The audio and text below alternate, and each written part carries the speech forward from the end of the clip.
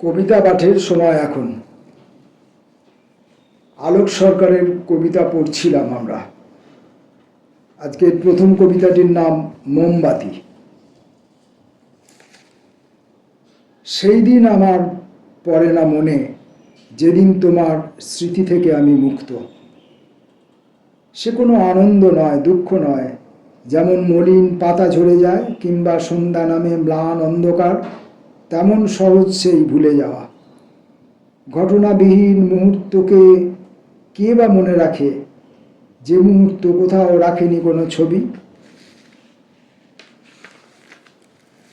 শব্দহীন চিত্রহীন মুছে গেল আমাদের প্রেম, তবু কোনোখানে বিশ্বাস করতে যেন ভয় হয়।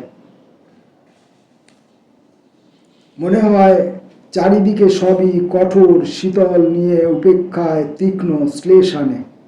এত বড় দুঃখ তাকে এমন সহজে ভুলে যাওয়া, এত বড় দুঃখ তাকে এমন সহজে ভুলে যাওয়া। কোনো কোলাহল নেই কোনোখানে, অভিমানী ছায়া যখন ছড়ায় ভাবি অনাসক্ত অচিহ্নিত ধূপ। এখন যাদের সঙ্গ প্রিয়তম, তারা এমনকি 2 বছর আগে আমার অপরিচিত ছিল।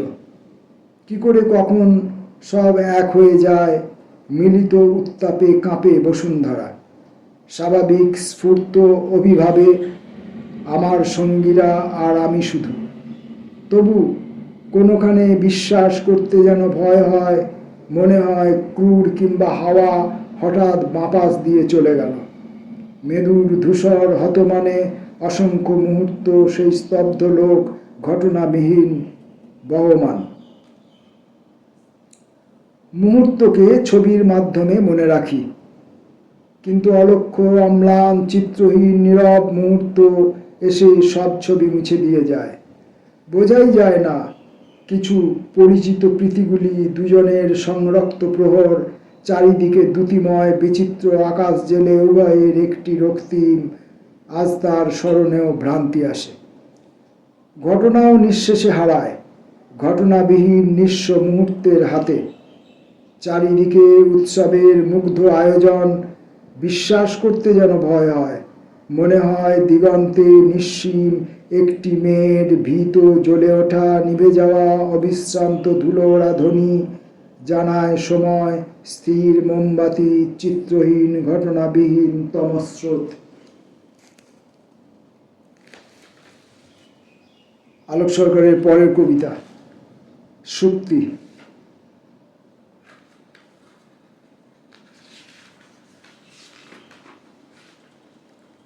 ভোরবেলা যখন পাখিরা উড়ে এসেছিল সমস্ত বাগান কলরব, লাল জবা এমনকি স্মিত গন্ধরাজ পাপড়ি মেলে বলে দিল, এই আমি, এই জবা, এই গন্ধরাজ, এই সব প্রমাণ লাল শ্বেত। বিকেল বেলায় সমস্ত বাগান রিক্ত নীরবতা। এখনো তো রয়েছে রক্তিম জবা, শুভ্র গন্ধরাজ। চারিদিকে প্রীতিবর্ণ জেলে বলতে পারত, এই আমি, এই গন্ধরাজ, এই জবা। চারিদিকে কেবল নিষ্পৃহ দূর ম্লান নিঃস্ব আত্ম অপস্মৃতি। কোনো প্রতিবাদ নেই, অভিযোগ নেই, ছায়ালীন স্বাভাবিক স্থিতি যেন প্রত্যাশার ছিল বাগানের।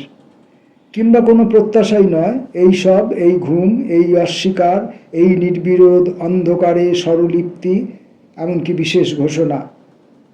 যদি হাওয়া আসে তবে পুনরায় নিপুণ জাগ্রত আত্মময় উচ্চারণে পাপড়ি মেলবে জানি রক্তজবা। অভিজাত শুভ্র ব্যবহারে গন্ধরাজ দাঁড়াবে উন্নত। এখন স্থবির নিশ্চেতন, সমস্ত অস্তিত্ব মান্য অনুমোদনের দাবি নেই, নেই সম্বর্ধনা। বাগানের রক্তের ভিতরে এক শক্তি আছে, নিয়ত বিষণ্ণ অন্যমন ফিরে যেতে চায় এক কেন্দ্রে, এক দ্যুতিহীনতায়। সবসময় সবুজ পাতার অন্তরালে নদীর পাড়ের ধুধু বালি থাকে, মাঘ নিশীথের সমাহিতি। রূপান্তরহীনতায় সহজাত প্রবণতা, কেবল অমল অভিপ্রায় নিয়ে আসে উজ্জ্বল ভোরের বেলা নীল পাখি। অনিবার্য উষ্ণ প্রীত রীতি এক মুহূর্তে জবাকে জবার মতো করে, গন্ধরাজ শুভ্র গন্ধরাজ হয়ে যায়, কিন্তু সেই সুপ্তি, সেই মৃত্যু জলে স্থবির বিমর্ষ নগ্ন নিশ্চিত প্রথায়। পরের কবিতাটি ঈশ্বর। সব বস্তু কার্যকারণের সূত্রে নিয়ন্ত্রিত, দেশকাল অনন্ত অনাদি, সেই মতো কার্যকারণের পরম্পরা অশেষ অসীম। কিন্তু স্বাভাবিক জিজ্ঞাসাও যেহেতু উত্তাল হয়ে ওঠে, চরম ব্যাখ্যার প্রয়োজনে আমরা একটি সত্তা খুঁজে ফিরি, এক নিরপেক্ষ স্বাধীন অধরা ঈশ্বর। সকল তত্ত্ব মনে রেখে ঘর থেকে বারান্দায় যখন এলুম, দেখি মাঠ ভরে মুদ্রিত বৈশাখ মাস, মন্দ্রিত দুপুরবেলা। কিভাবে উন্নীত করব এই অশ্রু, এই অবহেলা? কোনো কার্যকারণের সূত্রে গ্রথিত কখনো নয়। এই অশ্রু, এই অবহেলা মনে হয় প্রাচীন আকাশ যেন শোকমগ্ন আপন নিঃশ্বাসে। কতদিন অরব নদীর তীরে দেখেছি বালির ধুধু নির্নিমেষ, কতদিন নির্মেঘ রাত্রির একা অনিকেত শব্দিত সময় নিয়ে উন্মোচিত। সব অভিজ্ঞতা মনে আছে।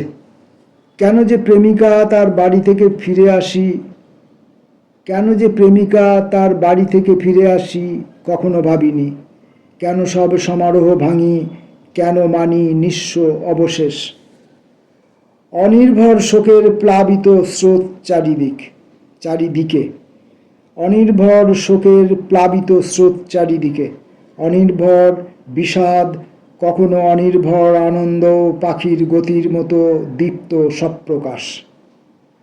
যেতে যেতে হঠাৎ পুরনো পথ কেন অবলোকিত হয় তার কোনো ব্যাখ্যা নেই।